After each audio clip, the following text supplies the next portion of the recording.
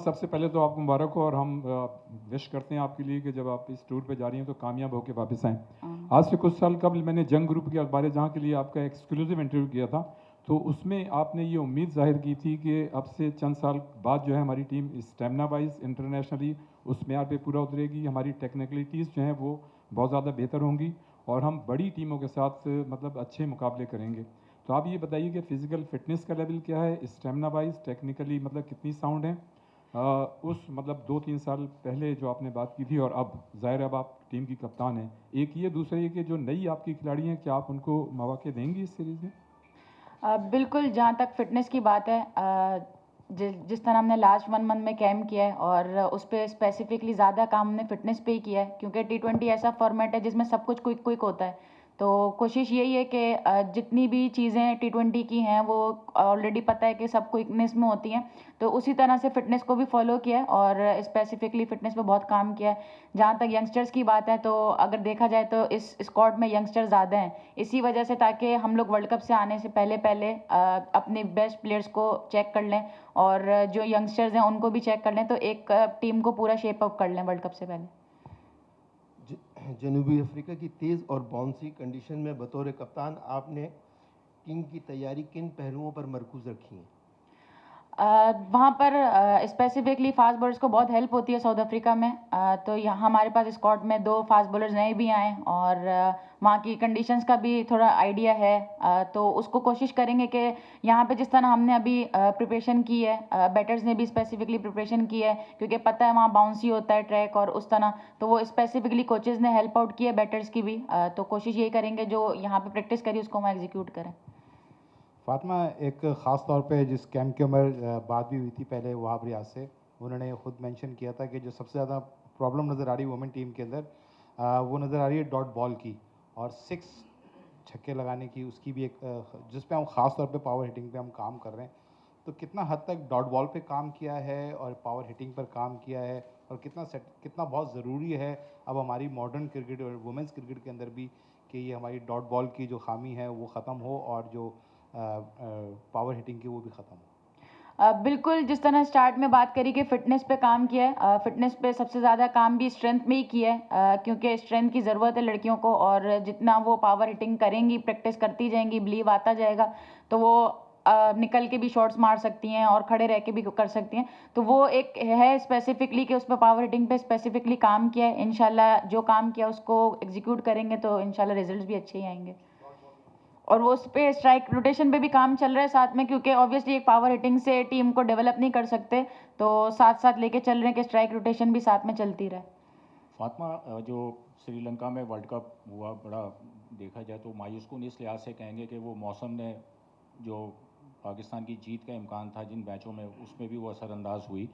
तो किस तरह अब आप देखती हैं अपनी ख़ास तौर पर बैटिंग को, क्योंकि हमने यही देखा कि जो पाकिस्तान की विमेंस टीम है वो ज़्यादा रिलाई करती है टॉप ऑर्डर जो आपकी बैटर हैं, मुनीबा हैं, सिद्रा हैं। लेकिन सिद्रा का जब हम देखते हैं कि उनकी 6 सेंचुरियाँ हैं जो कि बड़ी बात है, लेकिन उसमें 4 सेंचुरियाँ आपकी लूजिंग कॉज पे आ जाती हैं। फिर उनकी जिस तरह का बैटिंग का उनका अंदाज़ है, जिस तरह का स्ट्राइक रेट का मामला आ जाता है, इस चीज़ को किस तरह देखती हैं? बैटिंग आप समझती हैं कि अभी भी थोड़ा सा इशू है उस तरह खेलने के मामले में, जिस तरह भी कहा कि डॉट बॉल्स और ये सारी चीज़ें? बिल्कुल, मॉडर्न डे क्रिकेट जो डिमांड कर रही है, कोशिश यही कर रहे हैं कि सारी लड़कियों को वही प्लेटफॉर्म मिले कि वो उसी तरह से एग्जीक्यूशन करें और जिस तरह प्रेशर सिचुएशन में प्रेशर हैंडलिंग की है, वो वहाब भाई ने काफ़ी उन लड़कियों के साथ काम किया है, सर इमरान फ़रत ने भी काम किया है। तो जो लास्ट 1 मंथ में काम कर रहे हैं स्पेसिफिकली, कोशिश ये करेंगे कि उसको एग्जीक्यूट करें। और जहाँ तक टॉप ऑर्डर की बात है, तो इस बार टॉप ऑर्डर में भी चेंजेस हैं, तो इंशाल्लाह होपफुली जो लड़कियाँ सेलेक्ट हुई हैं वो अच्छा परफॉर्म करें। जी फातिमा, वर्ल्ड कप में इतने आइडियल रिजल्ट्स नहीं थे, लेकिन स्क्वाड में इतनी तब्दीलियाँ नहीं हुई, टीम मैनेजमेंट में तब्दीलियाँ हुई, नए कोचेज़ आए हैं, नए प्लान के साथ आए होंगे। कितना डिफ़िकल्ट होता है या चैलेंजिंग होता है कि पहले 3 महीने का कैंप हुआ, उसमें डिफरेंट प्लानिंग थी, फिर वर्ल्ड कप में गए, अब एक डिफरेंट माइंडसेट आया है, तो उसको किस तरीके से आप मैनेज करती हैं बीइंग अ कैप्टन? बिल्कुल, लास्ट जितना भी खेला था वो फॉर्मेट डिफरेंट था, ये अब जो खेलने जा रहे हैं वो फॉर्मेट भी डिफरेंट है। पहली चीज़ ये कि दूसरी चीज़ ये कि मैनेजमेंट का ऑब्वियसली टीम में भी चेंजेस हैं, यंगस्टर्स आए हैं और जो सीनियर प्लेयर्स हैं वो अच्छा परफॉर्म कर रहे हैं। तो अगर वो परफॉर्म करें तो उनको निकाल नहीं सकते। तो ये अच्छी चीज़ है कि एक अच्छा यूथ का और सीनियर्स का कॉम्बिनेशन टीम के साथ हो और टीम ग्रो करे। तो इन दी एंड यही देखना है कि रिजल्ट कहाँ से आ सकता है। तो इंशाल्लाह यही कोशिश करेंगे कि इसी को शेप अप करके रिजल्ट्स लाएं। अच्छा फातिमा, पास्ट में भी काफ़ी सारे कोचेस के साथ काम किया, फॉरेनर्स कोचेस भी इसके अंदर आए आपकी, और अब वहाब रियाज आपके कोच हैं, तो कितना डिफरेंस है वहाब रियाज और पीछे जो कोचेस गुजरे हैं उनके अंदर, तो कितना आपने ग्रो किया है इनकी कोचिंग के अंदर? और दूसरा ये कि वहाब रियाज ने कहा था कि हमने फेयर लेस जो क्रिकेट है वो बहुत कम खेलते हैं हमारी ख़वातीन क्रिकेटर्स, तो उसके ऊपर कितना काम हुआ है कैंप में? बस यही पहले भी सबको पता है वहाब भाई थोड़े एग्रेसिव ही हैं, तो वो हमारे साथ भी यही कोशिश कर रहे हैं कि एस टीम हम लोग एग्रेसिव खेलें और डोमिनेट करें दूसरी टीम के सामने।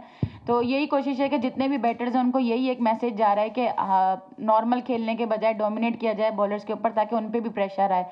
तो इस चीज़ की प्रैक्टिस चल रही है कंटिन्यूसली, और अब जिस तरह बैटर्स अगर वो एग्जीक्यूट करते हैं तो इंशाल्लाह अच्छे रिजल्ट आएंगे।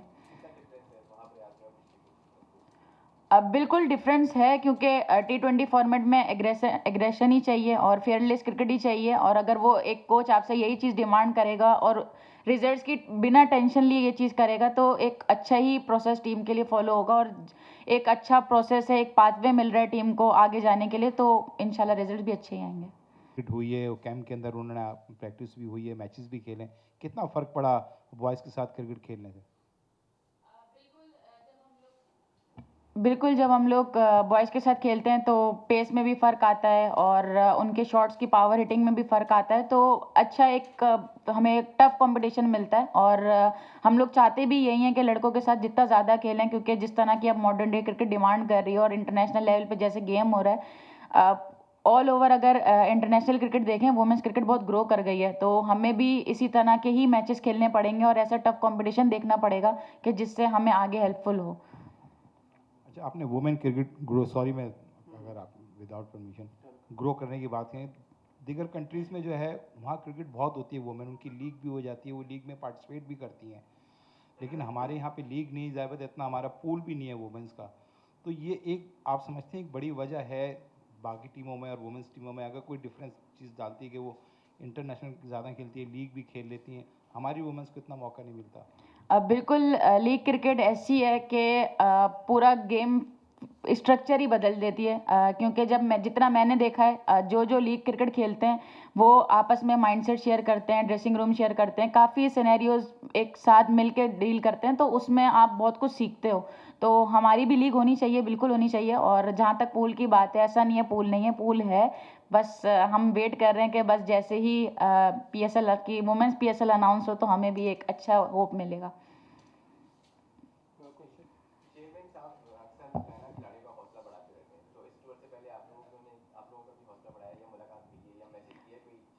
जी बिल्कुल, वो लास्ट टाइम आए थे हमारे कैंप में और उन्होंने काफ़ी लड़कियों से बात भी करी थी और हमसे पूछा भी कि किसी चीज़ की ज़रूरत है या ये सारी चीज़ें।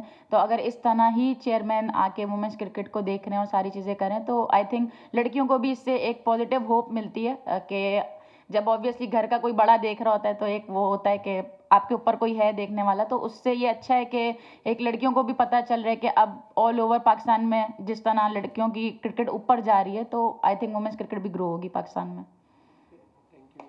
Thank you.